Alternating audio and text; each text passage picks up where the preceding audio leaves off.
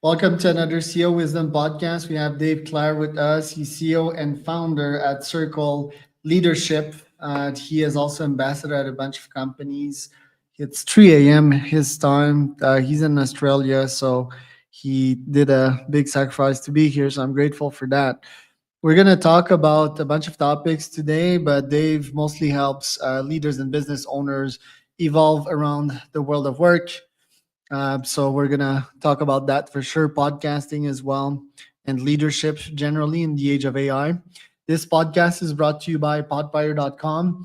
If you want to grow your podcast, if you want to start a podcast, monetize a podcast, get paid by YouTube, get paid by sponsors, get paid by leads, you can go to podfire.com. We help people do that. We have a free ebook, we have a low ticket masterclass, and also the full agency service. So podfire.com. Dave, welcome to the pod. Tell me a bit more about yourself and what you're up to nowadays. Yeah, thanks very much, Charles. It's a privilege to be here. Yeah, so basically, we're seeking to get organizations to lead differently. So a lot of the work that we're doing at Circle Leadership these days is around this concept of it's time to lead different. We've realized that in most organizations today that employees are still disengaged in the work that they're doing. We're treating people as resources, not as humans. You talk about AI. With AI coming out, AI is going to take a lot of the routine, mundane tasks away, the things that we were doing in organizations. So Circle Leadership is here to help evolve the world of work and help those organizations evolve with the way the world of work is shifting. And the need to lead different is critical right now. We can't keep leading organizations the way we did in the past. We need to start treating people as humans, providing resources for our humans, not having humans as a resource. And, this is why I get excited about AI, and I'm sure we'll touch on that a little bit. As the first time I think we're going to have a technology or a tool that's going to free us up to be more human in the workplace. And so that's kind of the work that we're doing right now and what we've always been doing. But our real big calling right now is it's time to lead different, and we need a new kind of leadership for this new world. Right. Do you think organizations are going to scale? Because listening to you, yes, I think most workers, as well, especially in America and in modern country, I do think they get treated really well. But that's for a reason, right? Just to get them in the system and continue their rat race, sort of, to lobotomize them. Because I don't personally think organizations will scale. I think they'll go like mostly with AIs, and I think most of these workers will become entrepreneurs and see the light. Do you also agree with that thesis? Yes, I think organizations do treat people well because there's a war for talent, if you want to call it whatever you want to call it. But the ability to attract and retain talent is critical. And so organizations do whatever they can to attract that talent and hopefully retain it. I've always said to people, the best way to look at an organization, Charles, is not to look at how they bring you in, but look at how they exit people from the organization. That will tell you everything you need to know about that organization. All right. It's easy to be romanced into the organization, but how do they treat you once you're there? And then how do they treat you when you choose to leave? And that will be really insightful. So I'd be looking at that as an organization. But people, even with all the technology that's become available to us and things that are coming down the pipeline, it's all going to come down to people. If you're using AI and everything right now, you got to look at your organization. You need to use it to remain competitive, but it's not what makes you competitive. It just helps you retain your competitive nature. People are what make you competitive. It's your ability to capture the spirit of your people. And the person or the organization that can do that best is the one that's going to win, because the organization that wins is the one that outbehaves the other. And that's how we think determines how we act. So if you can get your people all in alignment and excited about being in your organization and want to be there and treat them as humans, etc., you're going to win. So yeah, I think that like 10% of organization or even lower like DA players are mostly responsible for these organizations' success because they're creative, they're sort of entrepreneurial. But my litmus to that and why I think organizations won't scale is that if someone is truly entrepreneurial and wants to get paid their real market value, they would start their own business, right? And And then the second litmus, which is sort of subjective, is like me, Charles, the super entrepreneur, super creative person, hyper productive. Yeah, Sometimes I look at AI tools and I'm like, I am replaceable. Like my creativity is not that much creative. Like an AI could do that, which leaves me. I mean, I don't think I am replaceable because I always adapt and I'm like pretty extreme in everything that I do. But I have this moment of shit. I'm replaceable sometimes. So I'm just not sure if organizations are gonna be kept together. I mean, and if so, for how long? Like what do you yeah, think about these points? yeah. But that, Charles, this is where what we talk about is time to lead different. And I agree with you. There'll be this entrepreneurial spirit. We need people to do the work that humans must do. Now, if we can free our people up, there'll be the gig economy, the liquid economy, whatever you want to call it, whether people are entrepreneurial, they're independent contractors, they're whatever. I do believe there will be a shift in the way that, this whole point, there'll be a shift in the way that people work or what we call work and the structures of organizations. We need ecosystems, not ego systems in organizations today. And therefore the entrepreneurial, the gig economy, whatever way it's going to pan out for some people, yes, those things, if you look at the characteristics of what makes an entrepreneur rather than the fact that they've started their own business, those characteristics are what we're going to need in business. It's someone who creates something and starts something new. And we're going to need our humans to do that, which is because AI will take care of the rest. So whatever requires our creativity, our curiosity, our imagination, our intuition, our empathy, those are the things that humans must do. And those are things that entrepreneurs are very good at. So we need to have that entrepreneurial spirit, whether people actually become physical entrepreneurs or not, or they become independent contractors. And the way that we get a whole bunch of people working together and people work for shorter periods of time instead of longer periods of time. We have people come in who just do a certain part for a business and then leave. Like all of it's going to change, mate. It's all going to change and change rapidly. So this is Right. why you're going to have to be able to lead different, this work for life or career-based employees. I don't see that going forward into the future. I see that entrepreneurial spirit that you're talking about for sure, whether people actually become entrepreneurs as well. And we're firm believers that we do what we do best and we outsource the rest. So you remember the days when organizations used to have their IT team and they had their accounting team and they had their HR team and Yeah. and they were a manufacturing company. I'm like, well, if you're a manufacturing company, why do you have an accounting department? Like, outsource all that, get rid of it. Like, you don't need it, Yeah. right? Yeah. That's So interesting. that will change the dynamics, and you'll need entrepreneurs to start all those businesses that you'll be using and working with. So you'll have an ecosystem organization going forward, not an ecosystem where I have to own everything. Right. Yeah, let's Or say that this AI shift will take years because most companies are slow adopters. The bigger the slower adopter. My thesis lately is that they also have like old schmucks on their boards, which resist like pretty much every change and are very yeah, conservative. Um, but let's say that they resist the AI change for like 5, 10 years. That's the time it should take for the shift to happen. My question is like, let's say the upper echelon of the companies they stay in, the lower stratas are sort of scrapped, right? Like these people are replaced by AIs. Would that mean that these trusted leaders at the top should double down on being technical and managing AIs instead of developing their soft skills and managing humans if like these humans are going to disappear in 5, 10 years? okay, 5 and 10 years, that's a long time. I don't think it's going to take that long. So I first and agree. foremost, okay, here's my message to all our clients and to the world, anyone watching here is 2025 is going to be the year that you have to be able to respond at worst, lead at best. You can no longer react. When 2026 comes along, you will not be able to react. You'll be left behind. So you need to get your organization ready in 2025 to be able to evolve and make evolution its natural state and be prepared. Because once quantum computing comes behind what we have, the AI hype and the curve sort of dies down and we start to understand and get more strategic about AI, then quantum computing is going to come along and just exponential.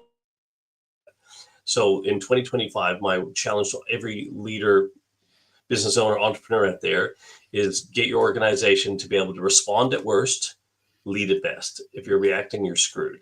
So there's that to start with. I think though, from the AI will take care of a lot of the management. right? So I don't know if we'll need to manage AI. Definitely, you'll have AI agencies, and you'll have all this sort of stuff going on.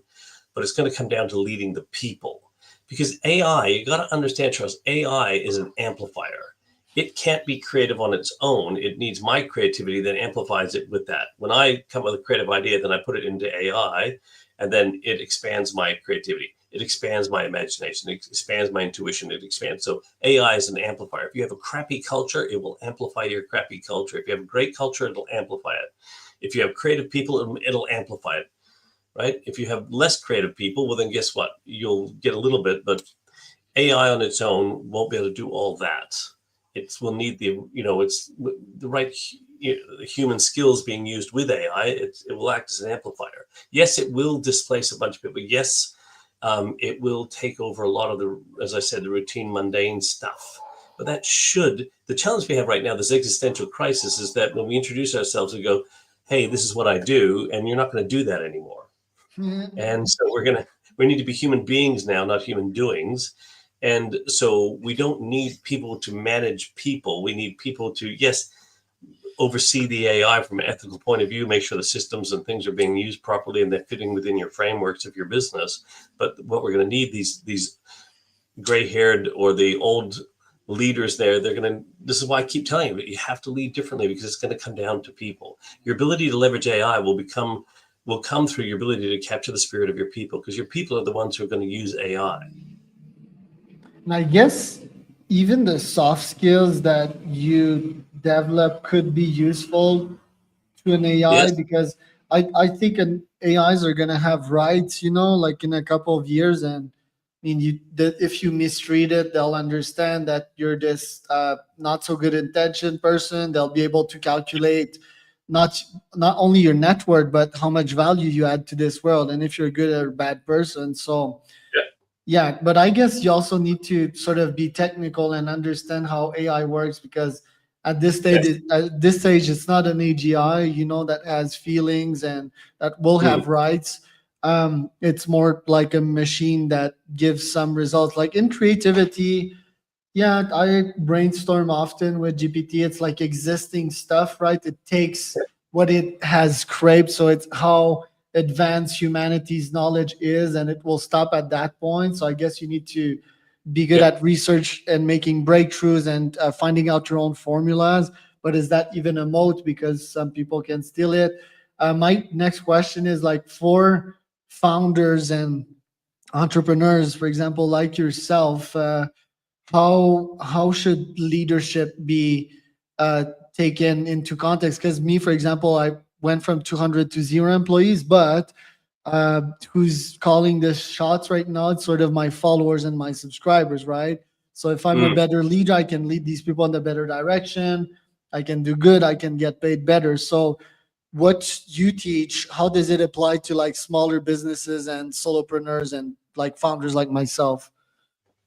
Yeah. So firstly, it just comes back to some fundamental principles from a leadership point of view. So if you can accept and embrace the fact that we lead people and we manage resources, and people are not a resource, as I alluded to earlier, we should have resources for our humans, not humans as a resource.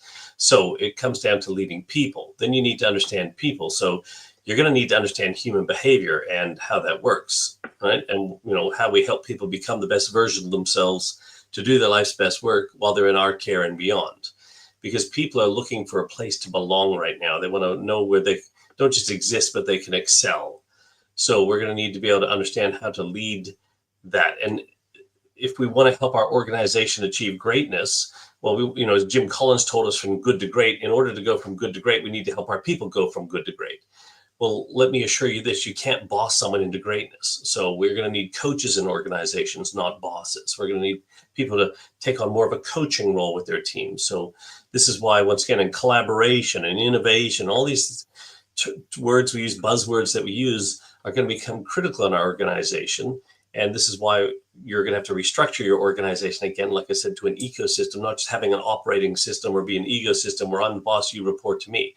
All this is shifting and it's changing, and you're going to have to be able to adapt to that as a business owner, leader, small business, big business, it does not matter.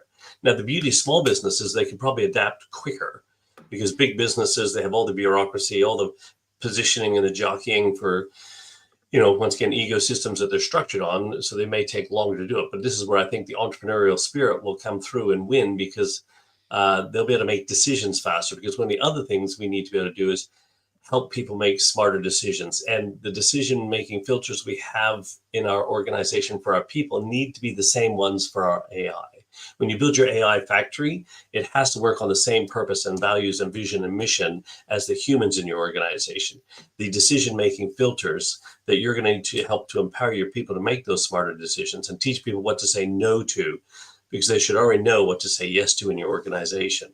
And so then you can help them to learn to make better yeses, because they should already know what to say no to in that sense. So our AI is going to have to be filtered through the same process. So all this stuff is happening right now. And, I think it's exciting times for all of us. And for your services, pivoting here, like with your marketing strategy, you have books, you have a podcast. Yep. What's your strategy behind these? And has it paid for you so far, like Kindle book wise and podcast wise? Well, there's two reasons to write a book. One, it's a very expensive marketing brochure, or B, you have a message you want to get out to the world. Very few people make money from books. So from a book point of view, for me, it was more about getting the message out. I've written my other book, Simplified, which is about leadership.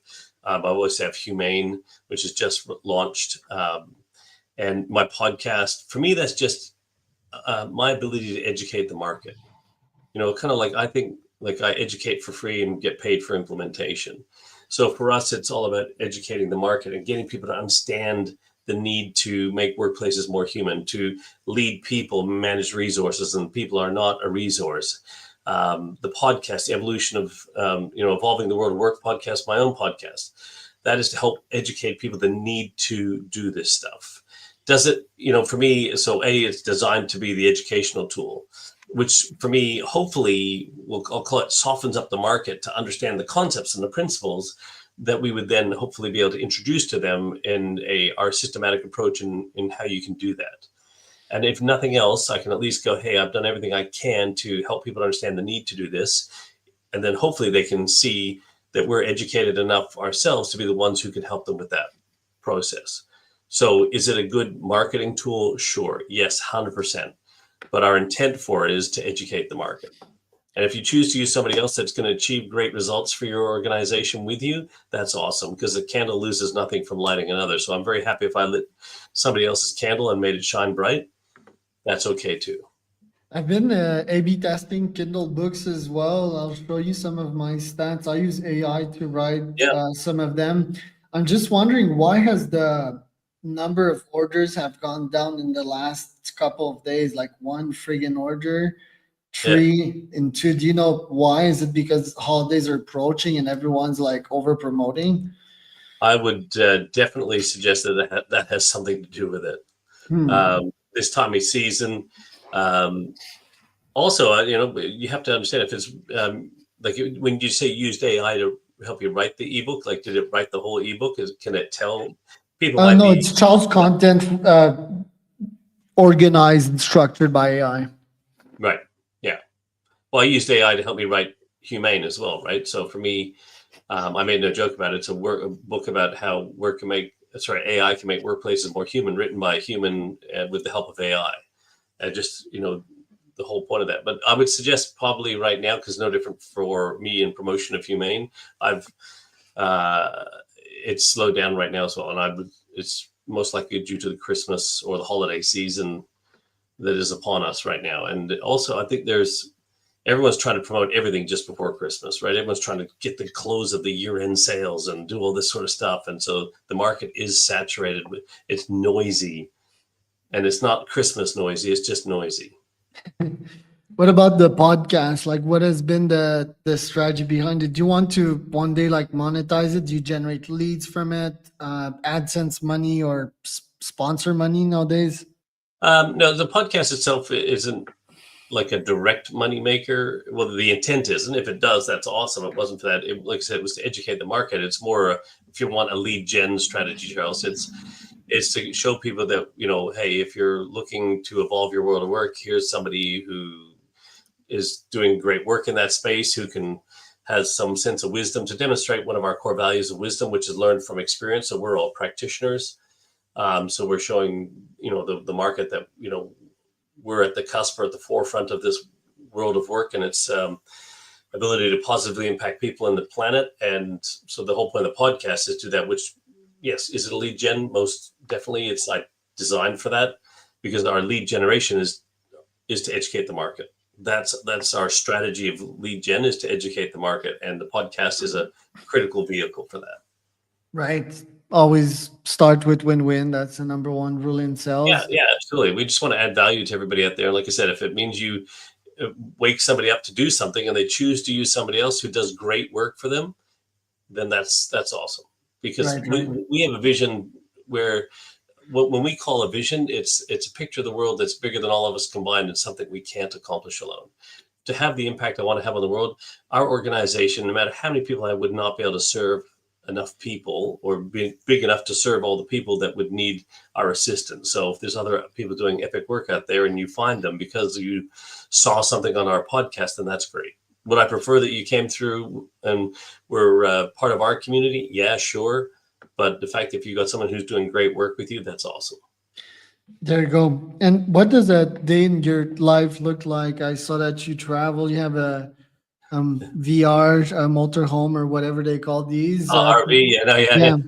Yeah, yeah. How does a day in your life goes like? At what time do you get up, and what habits do you entertain to be better? Yeah. Well, firstly, the RV, we just rented that as we drove across the country. We relocated from one side of Australia to the other. Yeah. So I don't have an RV where I work remotely from in that sense. Although I did work remotely for a period of time there. I'm usually up 6 a.m. For me, guzzle a bunch of water, have a coffee, do a light workout. Um, go through of my every year we set a theme. I review what my theme is this year and what I'm supposed to be working on, and get myself absorbed into that. And then I usually get into my day, like today when I get up again. Tuesdays is like what we call use days, so it's where we help you. So I've got 5 back-to-back coaching sessions with clients. So we do one-on-ones with the CEOs as part of our systematic approach to evolving the world of work. So Tuesdays is that. Wednesdays is like workshops and webinars for us. So anytime we're running our own workshops, so we've got our It's Time to Lead Different show that we run live stream ourselves. That's on Wednesdays. So, and then Thursdays is serve days. So it's how we serve our clients, making sure everything's up to date with that. Mondays are what I call my days. So my day Mondays. So it's for me, we have our team meetings. I do my writing. I've got a time blocked out to do my writing. And then Fridays is free for all Fridays. So whatever happens on Fridays can be random. So I kind of like have themes for each day of the week. I usually get up at 6. I'm usually in bed by 10:30, 11 o'clock at night. I make time for my reading. I make time for my writing. These are things that are actually planned. I don't try to fit them into my schedule. For me, as the CEO of our organization, it's important that, I'm staying up to date with everything. One of our other core values at Circle Leadership is insight, which is to anticipate and act in advance. So I need to be thinking about what's happening, the latest trends. So if I'm not listening and reading to blogs and podcasts myself and reading books, and then I'm not staying up at the forefront, and then I'm not going to be able to provide that for our team, nor will I be able to do that for our clients. So my day consists of reading, writing, coaching, workshops, webinars, podcasts, 3 a.m. in the morning podcasts, to whatever I can do to get the message out there, and then doing the work with our clients, and then staying fit and healthy. I've actually, one of the biggest shifts I've done of late is take care of myself and my health first. So my mental and physical health and well-being, and the more that I do that, the better the business is. So my also message out there to any entrepreneur leader is take care of you first. And You're no good I'm to anybody curious. else. Yeah, of course. Health first. I made an inquiry on my LinkedIn not so long ago about if you thought that the number one thing to improve your performance as a founder was physical fitness, and most answered yes so far. Yeah. One last question that I had for you, like regarding what you just mentioned about blocking specific activities on specific days of the week, and Friday being like a free for all. Yeah. what do you generally find yourself doing on Fridays? Like, what's the activity that you naturally move towards on Fridays? Well, I would love it to be golf more often, but it's not. Um, it could be new. I do actually surprising like Fridays if we have any of our events. Also, any sales calls if you want, where we do a leadership workshop as a part of our funnel. If you want, we provide a free leadership workshop on the philosophies and principles in which our organization is founded on. So I end up doing a lot of those on Fridays. I might even just sometimes take the Friday off, or like half the Friday off. I'll get some stuff done in the morning and go do some other stuff that I enjoy doing, or spend more time with my wife and that. So, like I said, Fridays is like it's kind of like buffer day. If we have a lot of sales calls or extra stuff on, great, we can throw that into Friday. So I can't, it's kind of like imagining having a 4-day work week, but then you have a bonus time if you need it. And if things are really excessively productive in our business, then Fridays will be available. I have those available as an overflow if you want. So Okay, that's get kind of more like free time. Yeah. Okay. So personal activities. Where I was getting with that is that I've written a couple of posts on productivity as of late. I'm a lot on goal setting nowadays with yearly goal yeah, setting and so forth. And I love going in the direction in which my mind and body takes me. So yeah, nowadays it's a lot of content, and I yeah. don't put the brakes on content. I just try to go all in. That's my form of deep work, So I was curious if you would go like more in one specific business direction on your free time. I guess you're doing that on a daily basis. Dave, thank you for being on. Where can people find out more about you? So our organization circleleadershipglobal.com, or if you want to learn more about me and connect with me personally, just Dave Clare, DAVECLARE.com. That's my personal website where I do my speaking and writing. And then circleleadershipglobal.com. And I'm on all socials and everything like that. So, hey, if you said you've seen me here on this podcast, just connect with me on LinkedIn, please. Very happy to connect with people and share whatever I can to help them out. It was Dave Clare and Charles